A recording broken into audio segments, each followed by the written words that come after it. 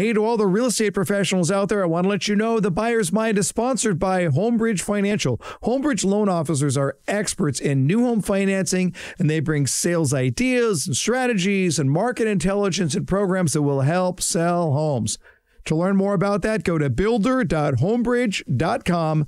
Homebridge Financial, home financing made easy.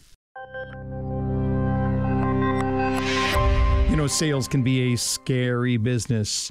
So what do you do when you feel the fear? You know what you do? You do it anyway. Let's get into that on today's episode of The Buyer's Mind. Welcome to The Buyer's Mind, where we take a closer look deep inside your customer's decision-making mechanism to reverse engineer the perfect sales presentation. Now, please welcome your host, Jeff Shore. Well, welcome everyone to another episode of The Buyer's Mind. I am your host, Jeff Shore. This is the podcast where we try and figure out how do we serve our customers best. Of course, we serve our customers best when we know them best. But you know, one of the things that we have to do if we really want to take care of our customers is we want to make sure that we are working in their best interest. Now, that sounds obvious. Sounds like, yeah, it's common sense. Except that which is common in sense isn't always common in practice, and I'll tell you why. Oftentimes, our own fears, our own discomforts get in the way of serving our customer best. So, for example, if it's time to ask for the sale, a voice in your head comes along and says, "This is it. This is a good time. You should ask for the sale." Okay? Now, what's happening here? Immediately, if I look at it, I go, oh, that's got some fear right there. I don't know if I'm ready for that. I don't like rejection. You know, she'll let me know if she's ready to buy. You know, I'll just wait for the buying signals. If I've done my job right, I don't have to ask for this. Now, what am I doing? I'm making decisions according to my level of comfort. But what the customer really needed was for me to ask. The customer needed the invitation to purchase. So are you making decisions for you or for your customer? The fact of the matter is that sales can be a scary business. In fact, I think that that's why a lot of people either try sales and don't hang with it, or they just look and they go, I could never do it. It's not that they're not intelligent or good conversationalists or whatever. It's just that they're afraid. There's just a lot of fear. So I've been looking at this for a long time, and you know I've been in sales for many, many years, and I've sold a lot, and I still have to sell. But there is always that underlying fear. Now, it takes its form in a lot of different ways. But the question is, what do we do about it? What do we do when we are up against sales fears? And I have a book I want to recommend to you. It's an old book, but I was recently just scanning through my bookshelves and I came across it. I hadn't picked it up in a long time, but as I picked it up, I started to flip through it and I went, oh my goodness, this entire book is underlined. I have just gone through and underlined or highlighted the entire book. So much is written in the margin. The book was written way back in 1987. It's by the late Dr. Susan Jeffers, and the book is called Feel the Fear and Do It Anyway. Feel the Fear and Do It Anyway by Susan Jeffers. This is a huge bestseller, more than 2 million copies sold, but it is a really powerful book. It really, really is. The reason I first read this book is I was researching the book Be Bold and Win the Sale, which I wrote to deal with sales discomforts, and I just gained so much from Dr. Susan Jeffers. But one of the things that I was just going to look at a couple of things that she points out in this book and hopefully encourage you to buy the book as well to deal with your own sales fears. She shares 5 truths. I just want to pound through these 5 truths real quick. Here's truth number 1.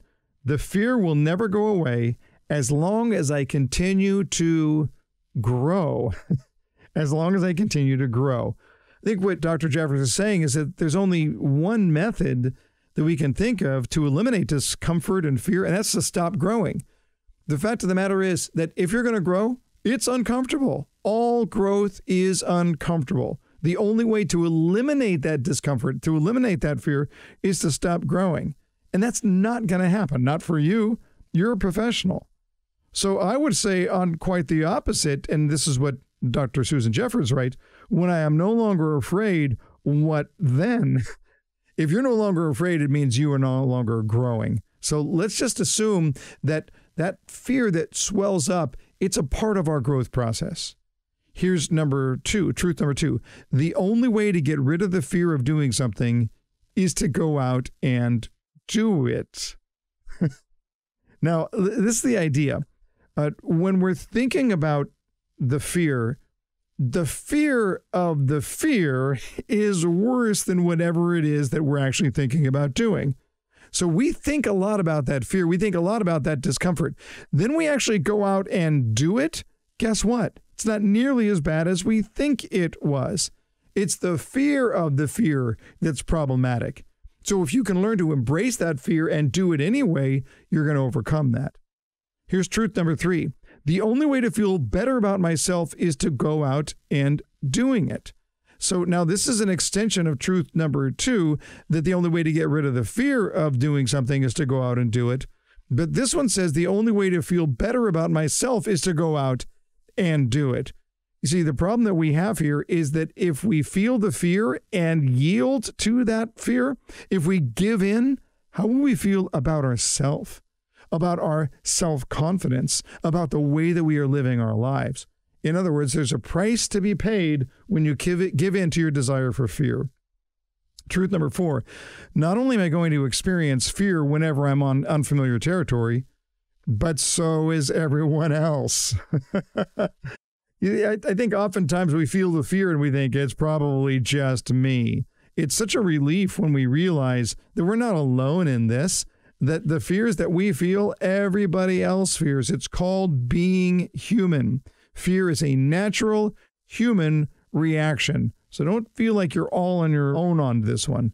And then finally, truth number 5, pushing through fear is less frightening than living with the underlying fear that comes from a feeling of helplessness. You see, if I give in, then I allow myself to be a victim of circumstances. I allow myself to be a victim of my own desire for comfort, and I back away from the fear. That's not the way to live your life. If you want to live your life right, you have to understand that you have the power to decide what you're going to do with that fear.